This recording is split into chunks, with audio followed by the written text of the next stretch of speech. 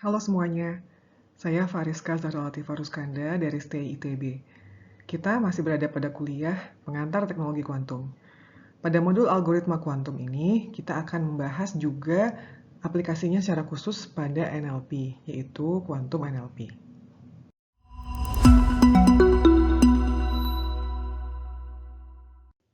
Pada materi ini, kita akan mempelajari beberapa hal, yaitu apa itu Natural Language Processing atau NLP, kemudian apa itu kuantum NLP, kemudian juga ada prinsip tentang kuantum NLP, contoh algoritma kuantum NLP, dan di akhir kita akan mempelajari satu use case, yaitu klasifikasi sentimen.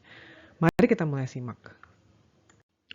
Natural Language Processing atau NLP atau pemrosesan bahasa alami adalah bidang studi dengan unsur linguistik, kemudian ilmu komputer, dan juga kecerdasan buatan yang berfokus pada interaksi antara komputer dan bahasa manusia.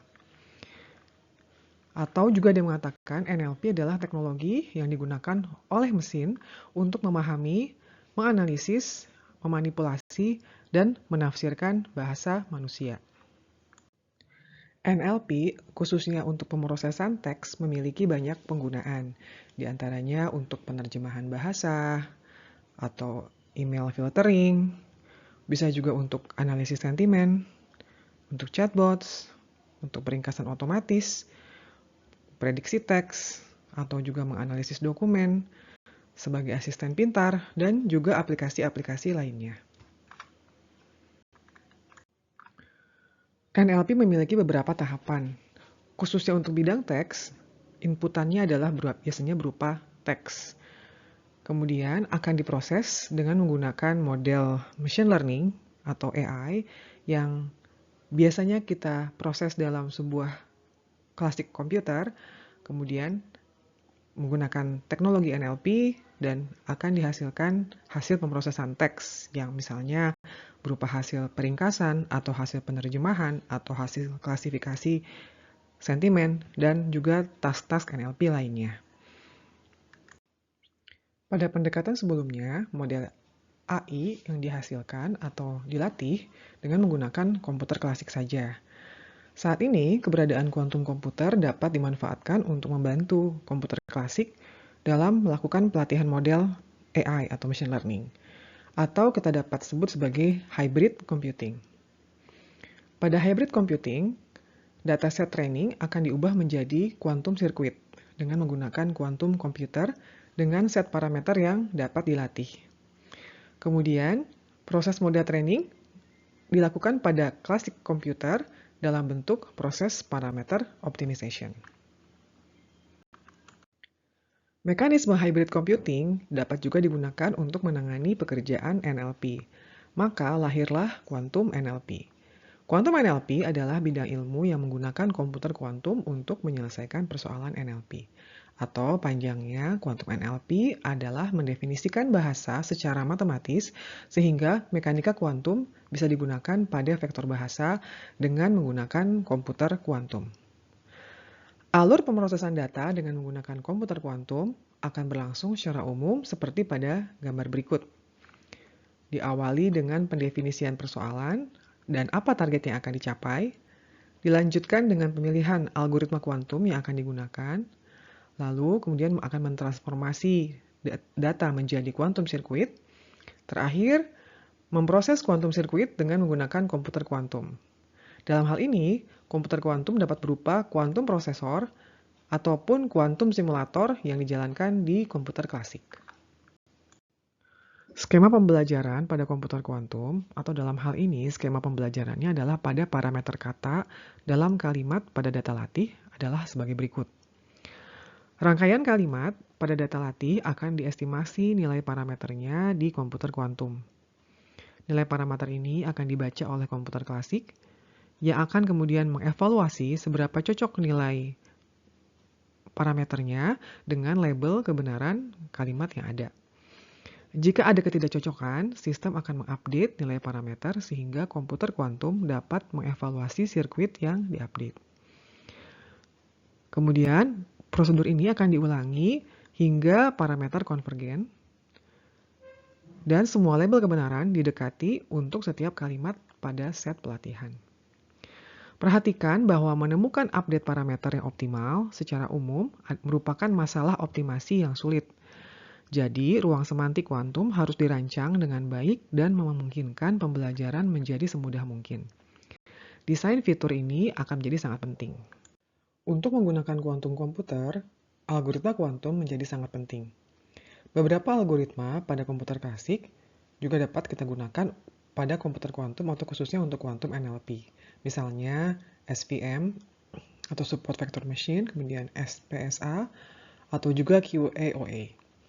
Selain itu, kita juga bisa menggunakan algoritma khusus kuantum seperti kuantum SVM, atau kuantum PCA, kuantum Boltzmann Machine, ataupun kuantum neural network. Jenis lain kita juga dapat menggunakan gabungan keduanya, yaitu algoritma hybrid kuantum klasikal.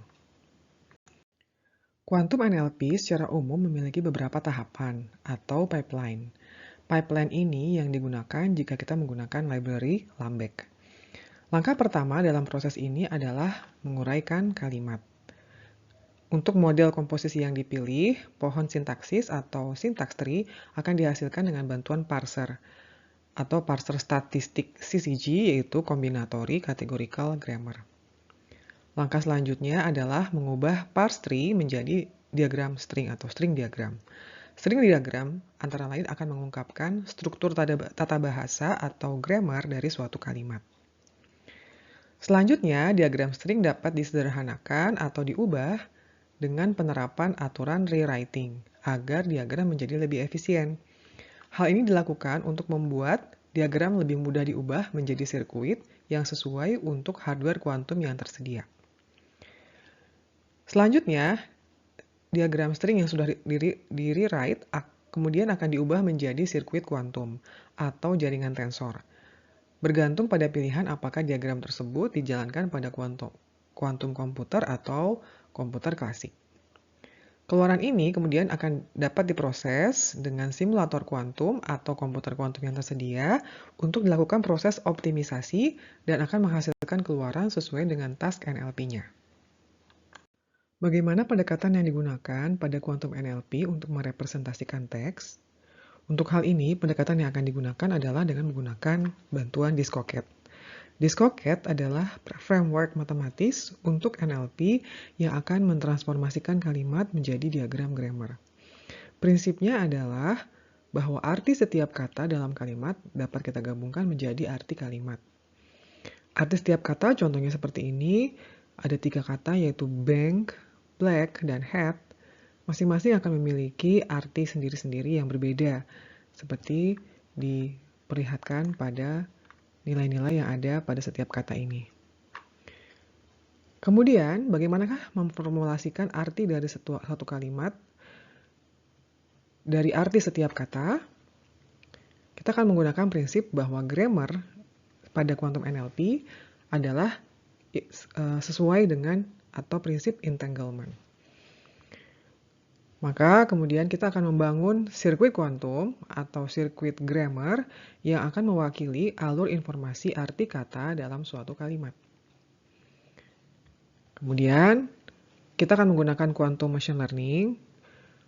Kita akan membangun framework yang state dan proses kuantum akan mempelajari maknanya langsung dari teks. Salah satu use case NLP yang paling banyak diteliti adalah klasifikasi sentimen. Klasifikasi sentimen akan bertugas mengelompokkan suatu kalimat, apakah nilai sentimennya positif atau negatif. Data yang dijadikan masukan adalah dataset kalimat sentimen yang sudah diberi label. Biasanya kalimat akan dijadikan vektor atau representasi numerik yang mewakili. Dalam NLP tradisional, kata dan frasa dalam kalimat akan diubah menjadi vektor yang dapat dikodekan dengan menggunakan berbagai metode, misalnya bag of words, neural network seperti word2vec, atau transformer dalam model bahasa besar atau large language model. Kemudian akan dilakukan pembelajaran terhadap vektor-vektor dari dataset dengan menggunakan algoritma pembelajaran mesin atau AI. Hasil pembelajaran berupa model AI yang dapat digunakan untuk memprediksi kalimat baru yang sebelumnya tidak ada pada dataset. Bagian pertama dari setiap model NLP adalah mengubah teks korpus menjadi elemen yang dapat dihitung. Dalam kuantum NLP, teks-teks ini akan harus diubah menjadi sirkuit kuantum, yaitu format yang dapat diproses oleh komputer kuantum. Khusus untuk klasifikasi sentimen dengan kuantum NLP, tahapannya adalah sebagai berikut. Datasetnya adalah berupa kalimat sentimen. Yaitu contohnya seperti ini, misalnya the restaurant had tasty meals, I hated the bland food, atau the service was not nice. Kemudian, langkah pertama adalah dia akan mengubah kalimat tadi menjadi string diagram. Akan dihasilkan berupa string diagram. Kemudian, langkah kedua adalah mengubah diagram tadi ke sirkuit kuantum yang memiliki nilai parameter atau parameterizable quantum circuit. Langkah terakhir adalah melakukan pelatihan terhadap sirkuit tersebut dengan kemudian akan menggunakan algoritma kuantum. Dihasilkanlah model klasifikasi sentimen yang dapat kita gunakan untuk memprediksi kalimat baru. Contohnya adalah seperti ini. Pada tahap awal, kalimat pada dataset akan diubah menjadi string diagram. Yang digunakan adalah aturan Biscoket. Ini adalah contoh string diagram untuk kalimat sentimen restoran had tasty meals. Kemudian, langkah kedua, string diagram akan diubah menjadi sirkuit kuantum. Pada langkah ini, data kalimat dalam bentuk diagram kata akan dikodekan dalam format kuantum. Di sini, sirkuit kuantum memiliki sekumpulan parameter yang siap dilatih. Pada tahap terakhir, akan dilakukan pelatihan model klasifikasi sentimen dengan menggunakan algoritma kuantum. Pada contoh ini, optimisasi parameter dilakukan dengan menggunakan algoritma SPSA dan juga SVM. Dari penelitian yang kami lakukan, hasil eksperimen dengan menggunakan SVM menunjukkan hasil yang cukup baik, yaitu rata-rata akurasi klasifikasi mencapai sebesar 80,56%. Pendekatan lainnya untuk menyelesaikan klasifikasi sentimen adalah dengan menggunakan algoritma Quantum Enhanced SVM. Pada pendekatan sebelumnya, SVM digunakan dengan memanfaatkan kernel classifier dengan masukan berupa vektor yang merupakan hasil pemetaan klasik dari kalimat. Kalimat subjektif yang mengandung nilai sentimen dianalisis dengan mentransformasikannya menjadi representasi kuantum yang dapat digunakan sebagai masukan ke kernel kuantum. Transformasi ini dilakukan adalah pemilihan fitur dengan menggunakan quantum feature map dan dihasilkan representasi dalam bentuk quantum feature space. Representasi kuantum ini akan menjadi masukan untuk pelatihan dengan menggunakan Quantum Enhanced SVM. Dari penelitian yang kami lakukan, hasil eksperimen dengan menggunakan Quantum Enhanced SVM memberikan hasil yang meningkat cukup signifikan, yaitu sampai dengan 93,33% untuk akurasi. Demikian sedikit penjelasan tentang penggunaan teknologi kuantum untuk persoalan NLP. Peluang penelitian masih terbuka lebar untuk banyak task NLP lainnya dengan harapan dapat memperluas manfaat dari teknologi kuantum. Terima kasih.